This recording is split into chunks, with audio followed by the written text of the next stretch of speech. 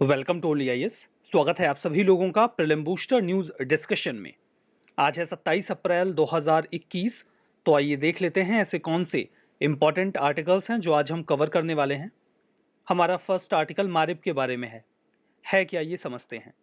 Yemen के जो Houthi rebels हैं उन्होंने अभी जो नॉर्थ वेस्ट कसारा बैटलफील्ड था उस पर पूरा कंट्रोल कर लिया है और काफ़ी तेज़ी से वो लोग जो मारिब सिटी है उसकी ओर आगे बढ़ रहे हैं। हालांकि वो काफ़ी ज़्यादा कैजुअलिटीज़ भी फेस कर रहे हैं, स्टिल एडवांसिंग टुवर्ड्स मारिब सिटी। अब इतने से ये तो क्लियर हो गया कि मारिब कोई शहर का नाम है। ये शहर है कहाँ? ये शहर है यमन में। यमन की लोकेशन फर्स्ट ऑफ ऑल आप मैप में देखिए, ये है इंडिया। यहाँ से आप अरेबियन सी को क्रॉस करते हुए जाएंगे तो यहाँ पर आपको ओमान दिख रहा है। इसके साउथ में यहाँ पर यमन है। इसके नॉर्थ में आपको सऊदी अरेबिया दिखेगा, यहाँ पर UAE है, ये है ईरान, ये है इराक, ये पाकिस्तान, ये अफगानिस्तान, यहाँ पे है पर्शियन गल्फ, ये है रेड सी। तो यहाँ पर आपको कंट्री दिख गई यमन नाम की। यमन में देखिए काफ़ी लंबे समय से एक सिविल वॉर चल रहा है। इस सिविल वॉर की जो शुरुआत है वो अरब स्प्रिंग के साथ मानी जाती है, जब 2010 के आसपास नॉर्थ अफ्रीकन कंट्रीज में जो कई सारे तानाशाह थे उन्हें हटाने के लिए वहां के लोगों ने अपराइजिंग स्टार्ट की। उसके बाद ये अपराइजिंग एक एक करके मिडिल ईस्ट की कई सारी कंट्रीज में फैलता चला गया। रिजल्टेंट ये पहुंचा यमन में भी। यमन में जब ये क्राइसिस शुरू हुआ तो it was a kind of political crisis between the president of Yemen and the military chief of the Yemen. ये दोनों लोग आपस में कन्फ्रंट कर रहे थे, लेकिन इसका जो फायदा था वो हाउथी रेबल्स ने उठाया। उनके जो लीडर्स थे उन्होंने अपनी पॉपुलेशन को एक बार फिर से स्ट्रॉन्ग होल्ड करना स्टार्ट किया। मैं आपको बता दूं कि हाउथीज मेजरली सिया कम्युनिटी से बिलोंग करते हैं, जबकि यमन की जो लार्जर पॉपुलेशन है वो सुन्नी है। ये भी एक पॉइंट ऑफ कन्फ्रंटेशन बना रहता है। 2015 के बाद लार्जली इन्होंने जो यमन का नॉर्थ का इलाका है उस पर खुद को स्ट्रॉन्ग बनाना स्टार्ट किया एंड सरप्राइजिंगली वहां की जो कैपिटल थी सना उसे अपनी कब्जे में कर लिया। Now they are gradually advancing towards Marib. ये मारिब सिटी है जिस लोकेशन की हम बात कर रहे हैं। इस सिटी की सिग्निफिकेंस क्या है वो भी आपको समझ में आ जाएगी। पॉइंट पे चलते हैं। मारिब कैपिटल सिटी है मारिब गवर्नरेट की। मारिब गवर्नरेट की एक प्रकार का प्रोविंस आप समझ लीजिए यमन में। ये पूरा एरिया जो आपको एक जेट प्लेन के शेप में दिख रहा है ये मारिब गवर्नरेट है। इसकी कैपिटल है मारिब। माना यह जाता है कि एक जो एंशिएंट किंगडम हुआ करता था सबा नाम का, उसकी भी कैपिटल मारिब ही हुआ करती थी इस लोकेशन में। एंशिएंट शीबा एक लोकेशन है जिसका जिक्र हमें बाइबल में मिलता है, उसे इसी लोकेशन के तौर पे आइडेंटिफाई किया भी जाता है। अब यहां पर देखिए जो मारिब है उसके आसपास कई सारे ऑयल फील्ड्स हैं। कायदे से बात करें तो जो यमन की गवर्नमेंट है नॉर्थ के इलाके में ये ही एक इंपॉर्टेंट लोकेशन है जो अभी उनके पास है। बाकी का जो हिस्सा है वो तो हाउथी रेबल्स ने अपने कब्जे में कर ही लिया है। एट द सेम टाइम ये देखिए कि यहाँ पर ये जो ब्लू कलर का इलाका आपको दिख रहा है ये अलकायदा का प्रभाव क्षेत्र है। मतलब जब यहाँ पे इंटरनल कॉन्फ्लिक्ट स्टार्ट हुआ तो अलकायदा ने भी इसका फायदा उठाना शुरू किया और अपने प्रभाव को स्थापित करना स्टार्ट कर दिया। तो अगर मारिब भी यमन की गवर्नमेंट के हाथ से निकल जाता है तो डेफिनेटली ये उनके लिए एक सेटबैक होगा। मारिब का हाथ से निकल जाना यमनी गवर्नमेंट के लिए at the same time Saudi Arabia के लिए भी एक सेटबैक की बात है, जो काफ़ी लंबे समय से सपोर्ट कर रहा है यमन की सरकार को। एट द सेम टाइम जो हाउथी रेबल्स हैं उन्हें सपोर्ट मिला हुआ है ईरान से। क्यों मिला हुआ है? इट्स वेरी ऑब्वियस, क्योंकि ईरान भी एक सिया डोमिनेटिंग कंट्री है। दूसरा रीजन ये है कि वो सऊदी अरेबिया के साथ कन्फ्रंटेशन में रहते हैं। अगर हाउथी स्ट्रांग होते हैं यमन में तो सऊदी अरेबिया को कन्फ्रंट करने में ईरान को मदद मिल जाएगी।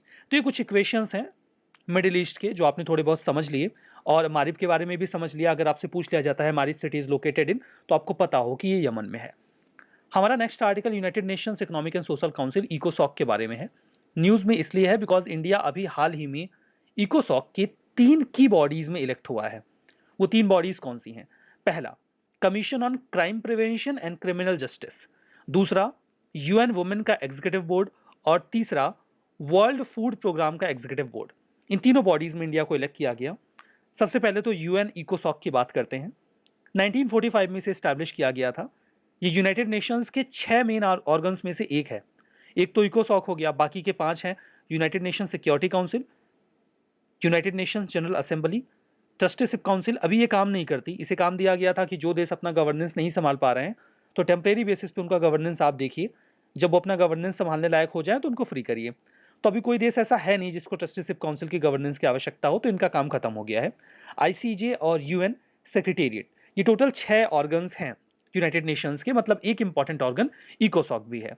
इसका हेडक्वार्टर यूनाइटेड स्टेट्स के न्यूयॉर्क में है। एम की बात करें तो ये एक फोरम की तरह वर्क करता है जहां पर इंटरनेशनल इकोनॉमिक और सोशल इश्यूज को डिस्कस किया जाता है, और अगर कोई प्रॉब्लम है तो सोल्यूशन निकालने की कोशिश करते हैं। एट द सेम टाइम ये पॉलिसी रिकमेंडेशन भी देते हैं मेंबर कंट्रीज को कि आप ये करेंगे तो आपके यहाँ की इकोनॉमिक और सोशल इश्यूज जो हैं रिजॉल्व हो जाएंगे। राइट नाउ इकोसॉक में 54 मेंबर स्टेट्स हैं। जो मेंबर स्टेट्स होते हैं उनको यूनाइटेड नेशंस जनरल असेंबली के द्वारा 3 साल के टर्म के लिए इलेक्ट किया जाता है। अब उन 3 बॉडीज की बात कर लेते हैं जिसमें इंडिया इलेक्ट हुआ। पहला, commission on crime prevention and criminal justice. ये यूएन इकोसोक का एक फंक्शनल कमीशन है, मतलब उसी का एक बहुत ही इंपॉर्टेंट हिस्सा है। इनका काम क्या है? ये यूनाइटेड नेशंस को गाइड करते हैं। क्यों गाइड करते हैं? ताकि क्राइम प्रिवेंशन और क्रिमिनल जस्टिस में उन्हें मदद मिल सके। तो एक तरीके से मदद करते हैं ये यूनाइटेड नेशंस की क्रिमिनल जस्टिस के फील्ड में। इसके 40 मेंबर स्टेट्स हैं जिनको इकोसोक ही इलेक्ट करता है कौन कौन मेंबर होगा। ऑस्ट्रिया के वियना में इसका हेडक्वार्टर है। दूसरी बॉडी है World Food Programme, Food and Agriculture Organization यानी कि FAO, और यूनाइटेड नेशंस जनरल असेंबली दोनों ने मिलकर 1961 में WFP को बनाया, इसे फाउंड किया। इसका ऑब्जेक्टिव बिल्कुल सिंपल सा है, नाम से ही स्पष्ट है। ये हंगर और माल न्यूट्रिशन को इरेडिकेट करने की कोशिश करते हैं पूरी दुनिया से। सिग्निफिकेंस इनका ये है कि यूनाइटेड नेशंस डेवलपमेंट ग्रुप और जो उसकी एग्जीक्यूटिव कमेटी है ये उसके भी मेंबर हैं, ये इनकी सिग्निफिकेंस है। फंडिंग की बात करें तो इन्हें वॉलंटरी डोनेशंस वगैरह मिल जाते हैं दुनिया भर की सरकारों से, कॉरपोरेशन से, प्राइवेट डोनर्स भी कुछ पैसे दे देते हैं, जिसके बेसिस पे WFP काम करता है। मेंबर्स की बात करें तो जो इसका एग्जीक्यूटिव बोर्ड है उसमें 36 मेंबर स्टेट्स होते हैं। कुछ जो बोर्ड होता है वो इंटर गवर्नमेंटल सपोर्ट प्रोवाइड करवाता है, पॉलिसी डायरेक्शंस देता है, और WFP की जो भी एक्टिविटीज है उनको सुपरवाइज भी करता है। ठीक है, 2020 में WFP को नोबेल पीस प्राइज भी मिला है, इसको आपको जरूर से याद रखना है। हेडक्वार्टर इटली के रोम में है।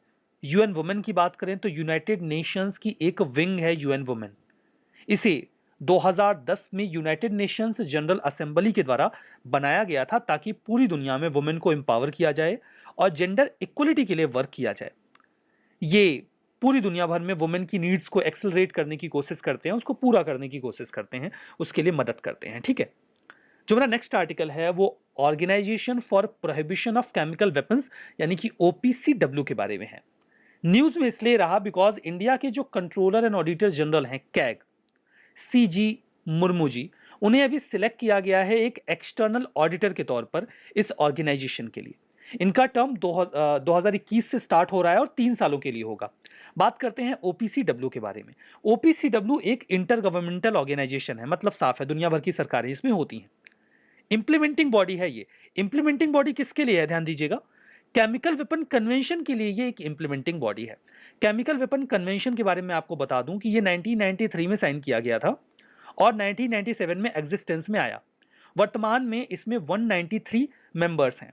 एम की बात करें तो देखिए दुनिया में आज भी केमिकल वेपन्स भी एग्जिस्ट करते हैं और केमिकल्स भी एग्जिस्ट करते हैं। जो फैक्ट्रीज वगैरह हैं वहां पर जो केमिकल यूज होता है उसका इस्तेमाल भी वेपन के तौर पे किया जा सकता है। तो ये जो बॉडी है, जो Organization for Prohibition of Chemical Weapons है, ये केमिकल वेपन कन्वेंशन को इंप्लीमेंट करवाते हुए, उसके प्रोविजंस को इंप्लीमेंट करवाते हुए एक ऐसा विजन तैयार करता है कि पूरी दुनिया को केमिकल वेपन से फ्री करना है। ठीक है, और केमिकल वेपन कन्वेंशन को अच्छे से इंप्लीमेंट करना है। इनके ऑब्जेक्टिव्स बिल्कुल क्लियर हैं। दुनिया में जो भी केमिकल वेपन्स हैं उनको हमें डिस्ट्रॉय करवाना है और इसका इंटरनेशनल वेरिफिकेशन हो कि हाँ ये डिस्ट्रॉय हो गए। केमिकल इंडस्ट्री को हम मॉनिटर करें, जैसा कि मैंने आपको बताया कि जो इंडस्ट्रीज वगैरह में भी केमिकल है उसका भी इस्तेमाल वेपन के तौर पे हो सकता है, तो उसे भी मॉनिटर किया जाए कि उसका मिसयूज ना हो। At the same time assistance और प्रोटेक्शन दिया जाए स्टेट पार्टीज को कि अगर कोई केमिकल थ्रेट है तो उसे कैसे हैंडल करना है। ओपीसीडब्ल्यू के पावर्स की बात करें तो इनके पास अधिकार होता है कि जो भी सिग्नेटरी स्टेट्स हैं ये वहां पर जा सकते हैं, इंस्पेक्शन कर सकते हैं, जो भी साइट्स हैं वहां पर टेस्टिंग कर सकते हैं। एट द सेम टाइम अगर उन्हें ऐसा लगता है कि किसी केमिकल वेपन का अटैक किया गया है तो जो भी वो प्रभावित लोग हैं वहां पर वो जाके उनसे जांच पड़ताल कर सकते हैं, पूछताछ कर सकते हैं, ताकि उन्हें आइडिया लग सके कि वास्तव में ये अटैक था या नहीं था। 193 मेंबर स्टेट्स हैं इंक्लूडिंग इंडिया, ये बात हो चुकी है। यहां पर देखिए हेडक्वार्टर इसका नीदरलैंड्स के हेग में है। सिग्निफिकेंस की अगर आप बात करें तो ओपीसीडब्ल्यू को 2013 में नोबेल पीस प्राइज दिया गया था। यूएन के साथ इसके रिलेशन की बात करें तो ये यूनाइटेड नेशंस ऑर्गेनाइजेशन का पार्ट नहीं है, ठीक है, ये यूनाइटेड नेशंस के ऑर्गेनाइजेशन का हिस्सा नहीं है। लेकिन 2001 में एक रिलेशनशिप एग्रीमेंट साइन किया गया था ओपीसीडब्ल्यू और यूएन के बीच में। इस एग्रीमेंट के तहत जो ओपीसीडब्ल्यू है ये अपने इंस्पेक्शंस की रिपोर्ट और एक्टिविटीज जो है यूनाइटेड नेशंस के सामने रखता है। उनका जो ऑफिस ऑफ सेक्रेटरी जनरल है उनके सामने अपनी इंफॉर्मेशन रखते हैं, देखिए हमने यहाँ यहाँ इंस्पेक्शन किया है, यूएन भी जानता रहे कि दुनिया में क्या एक्टिविटीज हो रही हैं, ठीक है, ओपीसीडब्ल्यू के जरिए। तो although they are not part of UN but वो अपनी जानकारी वगैरह उनके साथ शेयर करते हैं और उनको जो भी इंफॉर्मेशन है वो कन्वे करते हैं रिपोर्ट्स की। हमारा अगला आर्टिकल महावीर जयंती के बारे में है। हमारे प्राइम मिनिस्टर ने भी ग्रीट किया महावीर जयंती के ओकेशन पे। 25 अप्रैल 2021 को सेलिब्रेट किया गया महावीर जयंती को। ये काफ़ी ऑस्पिशियस फेस्टिवल है जैन कम्युनिटी के लोगों के लिए। इसे महावीर जन्म कल्याणक के नाम से भी पुकारा जाता है। महावीर जयंती जो है वो एक्चुअली में बर्थ एनिवर्सरी है जो 24th जैन तीर्थंकर रहे हैं लॉर्ड महावीर जी, उनकी ग्रिगोरियन कैलेंडर के मुताबिक ये मार्च या अप्रैल के महीने में होता है, ठीक है। सेलिब्रेशन की बात करें तो काफ़ी इंपॉर्टेंट रिलीजियस फेस्टिवल है जैन कम्युनिटी के लोगों के लिए। वो लॉर्ड महावीर की जो फॉलोअर्स हैं वो सेलिब्रेट करते हैं, प्रेयर्स वगैरह चैंट करते हैं, प्रसाद बांटते हैं और जो चैरियट जो प्रोसेसन है उसको भी निकालते हैं, मतलब रथ यात्रा वगैरह भी निकालते हैं। भगवान महावीर के बारे में बात करें, इनका जन्म कुंडल ग्राम के जो राजा थे सिद्धार्थ और उनकी जो रानी थी त्रिशला उनसे हुआ था। लिच्छवी की प्रिंसेस थी वो। 540 बीसी में इनका जन्म बताया जाता है, हालांकि कुछ जगहों पर ये डेट वेरी भी करेगी। वज्जी किंगडम में इनका जन्म हुआ था। वर्तमान में अगर आप बात करें तो बिहार के वैशाली में आप उस लोकेशन को ट्रेस कर सकते हैं। महावीर जी इक्ष्वाकु डायनेस्टी से बिलोंग करते थे। इनका शुरुआती नाम वर्धमान था, इसका मतलब था एक ऐसा व्यक्ति जो ग्रो करता है लगातार। एंड एग्जैक्टली इन्होंने अपनी पूरी लाइफ में ग्रो किया स्पिरिचुअली। इन्होंने वर्ल्डली लाइफ को छोड़ दिया था 30 वर्ष की आयु में। 12 साल तक तपस्या करने के बाद इन्हें कैवल्य की प्राप्ति हो गई थी 42 की एज में, मतलब इन्हें ज्ञान की प्राप्ति हो गई थी, ठीक है। महावीर जी की 5 टीचिंग्स हैं जो उनके डिसेपल्स को गाइड करती हैं। अहिंसा यानी कि नॉन वायलेंस, सत्य ट्रुथ, अस्तेय मतलब नॉन स्टीलिंग, चोरी ना करना, ब्रह्मचर्य चेस्टिटी और अपरिग्रह किसी चीज से अटैच ना होना। इसका एक मतलब ये भी होता है कि आवश्यकता से अधिक चीजों को इकट्ठा ना करना। इसे जैन अगमास भी कहा जाता है। इनकी जो 5 ही टीचिंग्स हैं, जो ऑर्डिनरी लोग हैं उस समय वो काफ़ी प्रभावित हुए थे महावीर जी की जो टीचिंग्स हैं उनसे, बिकॉज वो प्राकृत लैंग्वेज का इस्तेमाल करते थे, आसान भाषा में लोगों को उनकी नीड के हिसाब से चीज़ों को समझाते थे। महावीर जी के बारे में मान्यता ये है कि इन्होंने 72 ईयर्स की एज में 468 बीसी में अपनी देह को त्याग दिया था पावापुरी में, जो कि वर्तमान में बिहार के राजगीर में मिलेगा, ठीक है। हमारा जो नेक्स्ट आर्टिकल है वो ऑक्सीजन कॉन्सेंट्रेटर्स के बारे में है। ऑक्सीजन सिलेंडर्स की लगातार कमी को देखा जा रहा है इंडिया में एमिड कोविड-19 क्राइसिस। लोग परेशान हैं। इन बिटवीन एक डिवाइस का नाम बार बार हमारे सामने आया, दैट वाज ऑक्सीजन कॉन्सेंट्रेटर।